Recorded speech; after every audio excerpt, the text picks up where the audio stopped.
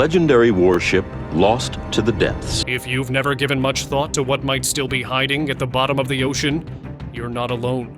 Most of the time, shipwrecks stay exactly where they sank, their secrets buried under decades of silt and seawater. But every once in a while, someone gets the chance to crack one open. And when they do, well, let's just say history has a way of surprising us. Which brings us to one particular vault, a lost safe pulled from the wreck of the Andrea Doria. The Andrea Doria was a luxurious Italian ocean liner that met a tragic end on July 25, 1956. It was crossing the Atlantic when it collided with another ship, the Stockholm, off the coast of Nantucket. The Andrea Doria was supposed to be one of the safest ships of its time, but it had some serious stability issues that became painfully obvious after the crash. As water flooded in, the ship started to tilt dangerously, making it nearly impossible to launch lifeboats from one side. Thankfully, most of the passengers were rescued before the ship slipped beneath the waves, but the wreck became one of the most famous underwater sites in the world. Fast forward to 1981, and a team led by underwater explorer Peter Gimbel set out to recover something that had been sitting in the wreck for decades: the purser's safe. There had been endless speculation about what could be inside it. Some believed it held millions of dollars in cash and jewels, valuables left behind by wealthy passengers in the chaos of the sinking. With that kind of mystery surrounding it, the safe quickly became one of the most intriguing artifacts still lying in the deep. Getting it back to the surface was no small feat. The expedition cost a staggering $1.75 million and took 35 days to complete. The safe itself was a beast, weighing around 3 tons and sitting at a depth of 240 feet. That meant deep dives, risky work, and a lot of effort to bring it up in one piece. The U.S. Customs officials who opened it found some documents, ship bells, another prized find, were recovered in separate dives. The stern bell was hauled up in the late 1980s, while the bridge bell, a heavy, imposing piece of history, was discovered in 2010 by a pair of determined explorers. Then there was the ship's fine china and glassware, exquisite remnants of the grandeur that once graced the dining rooms. Many pieces have been salvaged over the years, each one a tangible link to a bygone era of luxury travel. The Andrea Doria wasn't the only wreck hiding incredible treasures beneath the waves. If you go back a few thousand years, you'll find the Uluburun shipwreck. The Uluburun shipwreck is one of the most incredible archaeological discoveries ever made. It sank sometime between 1330 and 1300 BCE during the Late Bronze Age. And when it was finally found off the coast of Kars, Turkey, it turned out to be a treasure trove of ancient trade goods. This was not just any old wreck. It was a floating marketplace packed with cargo from all over the Mediterranean, giving historians and archaeologists an unparalleled look into the world of ancient trade and cultural exchange. It all started in 1982 when a local sponge diver named Mehmed Shakir came across what looked like unusual metal objects on the seafloor.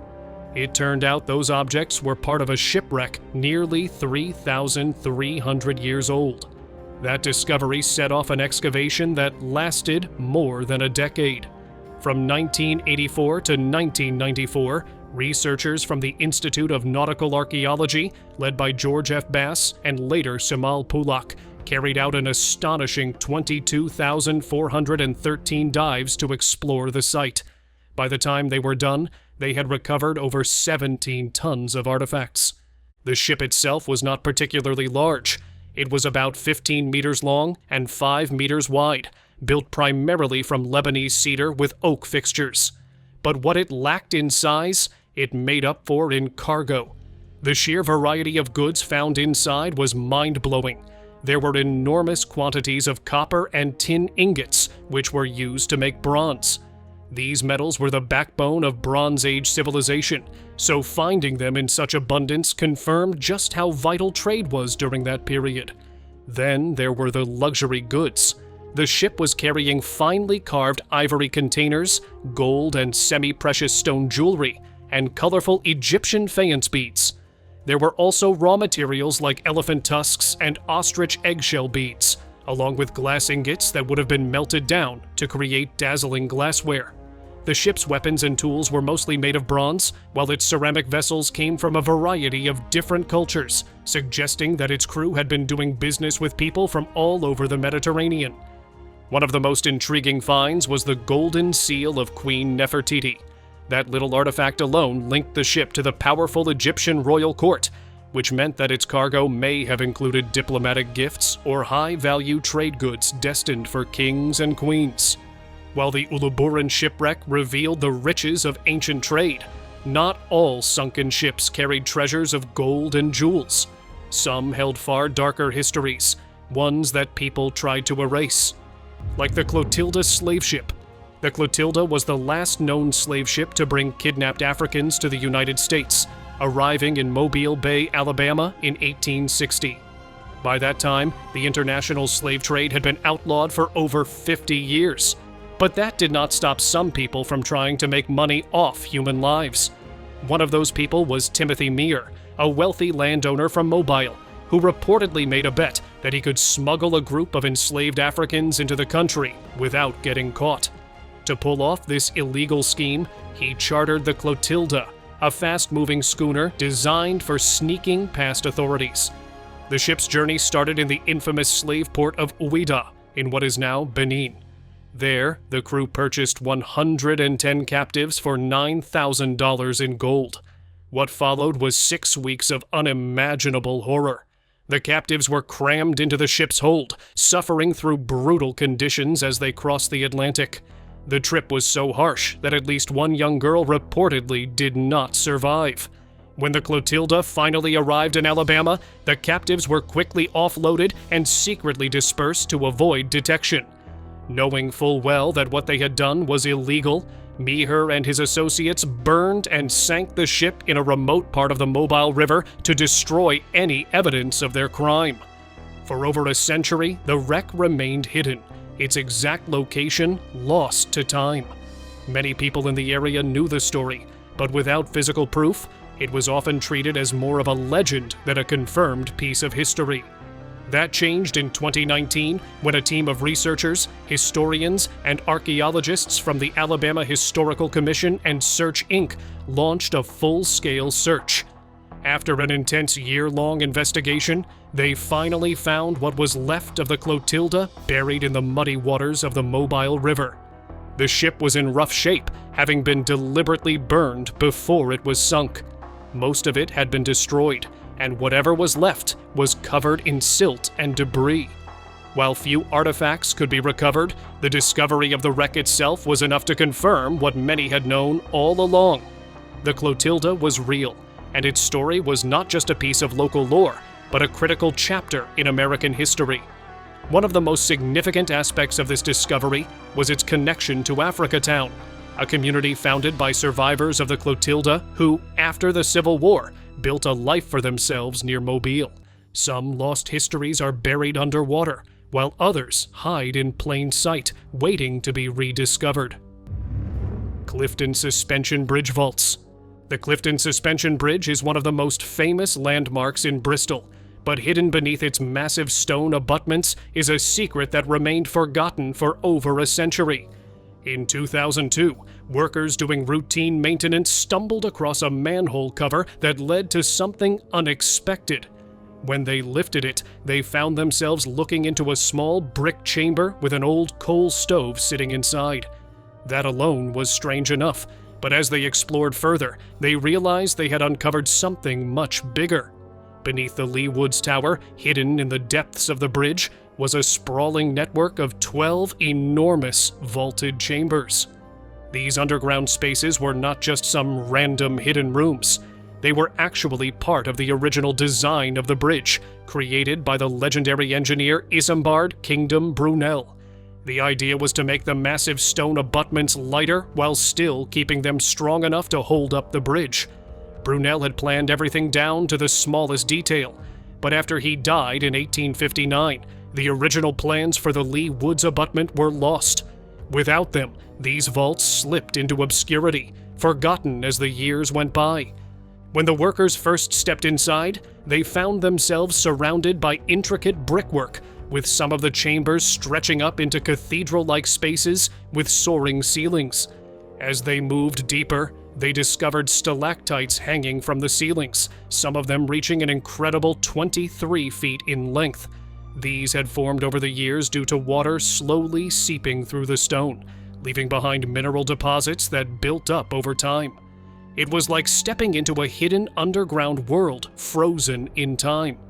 The bridge itself had already been through plenty of struggles.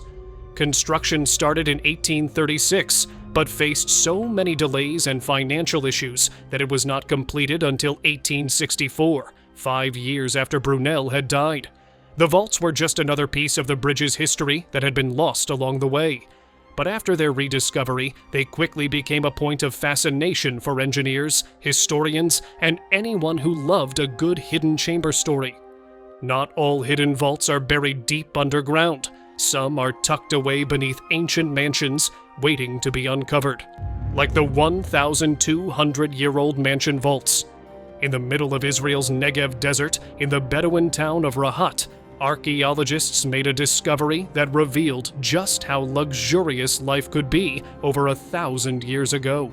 Buried beneath layers of sand and time was a massive estate dating back to the early Islamic period, sometime around the 8th or 9th century. This was not just any old house. It was a mansion built for someone who lived in serious style, the kind of place that made it clear its owner was wealthy and powerful. The layout of the mansion was designed around a central courtyard, a classic setup for grand homes of the time. 4 wings extended from this open-air space, each packed with multiple rooms. One section stood out in particular, a stunning hallway paved with marble and lined with stone floors. The walls had once been decorated in vibrant colors, and even though time had worn them down, archaeologists could still see traces of their elaborate designs. The people who lived here clearly enjoyed the finer things. The floors and walls had been covered in colorful frescoes, and scattered among the ruins were shards of elegant glass serving dishes. These were not the kind of rough, everyday items you would expect to find in an ordinary home. These were the dining sets of someone who had the means to entertain guests in true luxury. But one of the most fascinating parts of this discovery was hidden underground. Beneath the estate, archaeologists found a series of stone vaults, revealing a level of architectural brilliance that was ahead of its time. These underground chambers served a very practical purpose. The Negev desert is no stranger to extreme heat, and back in those days, air conditioning was obviously not an option. Instead, the people who built this mansion relied on a much older and more reliable method, using the earth itself to stay cool. The stone vaults provided a naturally cooler environment, perfect for escaping the sweltering temperatures above ground. These underground spaces were not just for comfort, they were also used for storage, likely holding food and other goods that needed to be kept fresh. One of the vaulted rooms even had an opening leading to a cistern, giving the residents easy access to cool drinking water. This was a smart and efficient design, allowing them to make the most of the harsh desert environment without sacrificing comfort. Some vaults were built for luxury, while others held the secrets of ancient engineering, hidden for millennia. 3,800-year-old passageway and vault. In the Jezreel Valley of northern Israel, archaeologists uncovered something that had been hidden beneath the earth for nearly 4,000 years. Deep within the ruins of Tel Shimron, an ancient city that once stood along vital trade routes, they found a passageway and a vault from the Middle Bronze Age. This was no ordinary discovery. What they had stumbled upon was the oldest known example of a corbelled mud brick vault in the region, a structure that completely changed what experts thought they knew about early architecture in this part of the world. The discovery happened during the 2023 excavation season, a time when archaeologists were already sifting through the remains of Tel Shimron's past. The city had been an important place during the Bronze Age, showing up in Egyptian records and later in biblical and rabbinic texts. It was a hub of activity, a place where different cultures and civilizations crossed paths, trading goods, ideas, and technology. That made this vault even more exciting. It was proof that advanced architectural techniques from Mesopotamia had made their way into Canaan much earlier than anyone expected. At the heart of the find was the Corbelled Vault, an ingenious way of creating a ceiling by stacking bricks inward, forming a kind of false arch.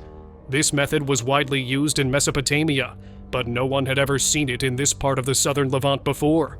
It showed just how interconnected the ancient world really was. The people of Tel Shimron were not just isolated villagers building with whatever materials they had on hand. They were influenced by, and possibly even in contact with, some of the most advanced civilizations of their time.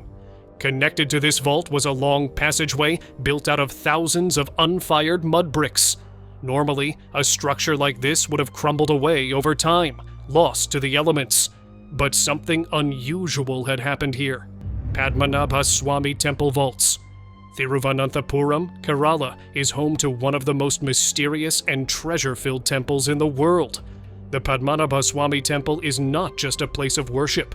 It is a vault of history, a legend come to life, and a jaw-dropping display of wealth that sat undisturbed for centuries.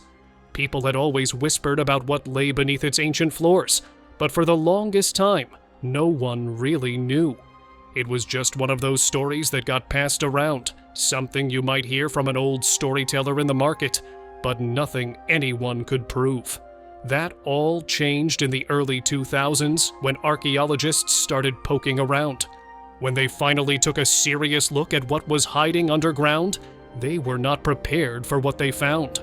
Under the temple were 6 underground chambers, labeled A to F, like something out of an adventure movie. It was not until 2011, when India's Supreme Court ordered 5 of them to be opened, that the world really sat up and paid attention. The moment those doors swung open, it was as if history itself had been frozen in time. Piles of gold coins, some from the Napoleonic era, some from the days when Roman merchants sailed to India in search of spices. A solid gold idol of Mahavishnu, standing 4 feet tall and covered in diamonds, looked like it belonged in some ancient epic. There was a throne made entirely of gold, built for the deity's idol, and an 18-foot-long golden chain that looked like it could have been worn by some mythical giant. There were coconut shells, but instead of being hollowed out for water, these were made completely of gold and studded with rubies and emeralds. Gold coins stacked together weighed hundreds of kilograms. It was a treasure hoard unlike anything anyone had ever seen. Historians say that this wealth was gathered over centuries, gifted by kings, traders, and devoted worshippers who sought blessings from Lord Vishnu. The temple itself is believed to date back to at least the 8th or 9th century, but its importance skyrocketed in the 18th century, thanks to King Martanda Varma of Travancore. This was a man who took his devotion to another level. He handed over his entire kingdom to Lord Vishnu and declared himself just a servant of the deity. That meant that technically, everything in Travancore belonged to the temple, which might explain why its vaults were so spectacularly well stocked. Not all treasure is hidden in temples. Sometimes it's buried in a field, waiting to be found. The Great Pyramid of Cholula is definitely proof that history has some kind of sense of humor. I mean, the biggest pyramid on Earth was completely buried, and people just forgot it was there. For centuries, everyone thought it was just a hill. So naturally, when the Spanish arrived, they built a church, the Santuario de Nuestra Señora de los Remedios, right on top of it. I mean, of course they did. If there was one thing those conquistadors loved, it was taking over whatever they could. At first glance, the site looks like a regular hill with a beautiful church sitting on top. But beneath that hill is a structure so massive, it makes the Great Pyramid of Giza look small by comparison. The Pyramid of Cholula is the largest pyramid by volume, covering nearly 45 acres, with a base 4 times the size of Giza's. And yet, for centuries, it sat there, completely unnoticed. Even when locals started digging tunnels into it, they didn't realize what they were standing on. It wasn't until the early 20th century, when excavation efforts revealed endless layers of brick and stone, that people finally pieced it together. That hill was actually an ancient temple complex, built up over generations by the people of Cholula. Every time a ruler wanted to expand it, they just built on top of the existing structure, creating a pyramid so huge it eventually got swallowed by time. And, apparently, a whole lot of dirt. And honestly, I kinda get how this happened. If something's been sitting there long enough, blending into the landscape, people just stop questioning it. But the fact that the Spanish rolled in, saw this massive structure, and went, yeah, perfect church spot, is next-level irony. They thought they were stamping out the indigenous culture, when in reality, they were literally building on top of it. The thing about Karnak Temple is that you don't just walk into it, you get swallowed by it. It's 200 acres of ancient Egyptian flexing, built over nearly 2,000 years by pharaohs who clearly had something to prove. I mean, what were they even compensating for? Every new ruler wanted to leave their mark, and instead of, I don't know, building a nice statue, they just kept adding to this temple until it became the biggest religious complex in history. That is commitment. If you were an ancient Egyptian king and you didn't add something to Karnak, did you even rule? The scale is ridiculous. The Great Hypostyle Hall alone has 134 columns, some towering 66 feet high, each carved with intricate hieroglyphs that still haven't faded after thousands of years. And these weren't just decorations. They were literal stone-carved flexes of wealth, devotion, and, let's be real, ego. The Sutton Hoo Treasure. In the summer of 1939, just before the world was about to be thrown into chaos with the start of World War II, something remarkable was happening in a quiet corner of Suffolk, England. A woman named Edith Pretty, who owned some land near the Deben estuary, had long suspected there was something unusual beneath the grassy mounds on her property. She invited a self-taught archaeologist named Basil Brown to take a closer look, and what he found turned out to be one of the most astonishing archaeological discoveries in British history. As he began digging, he uncovered something unexpected. A pattern of iron rivets started to emerge from the soil, and as more of them appeared, it became clear they were part of a massive ship. The whole thing measured about 27 meters long and had been carefully buried centuries ago. Unlike other ship burials where the wood had rotted away entirely, this one had left a perfect imprint in the sand, almost like a ghost of the vessel that had once been there. This was not just any grave. This was the burial of someone important, possibly even a king. The grave was filled with treasures, objects that spoke of wealth, power, and craftsmanship that had survived since the early medieval period. Among the most famous finds was the now iconic Sutton Hoo helmet. When it was first found, it was in pieces, but once restored, it revealed an elaborate design with a full face mask and decorations that included images of boars.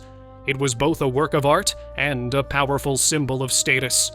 There were also gold and garnet shoulder clasps, a belt buckle decorated with intricate interlocking patterns, and a purse that still held 37 gold coins. Silver plates and bowls were found alongside them, and many of these were traced back to the Eastern Roman Empire, which hinted at long-distance trade and connections far beyond England. The weapons in the burial included a pattern-welded sword with a jeweled hilt and a shield that had to be reconstructed from fragments.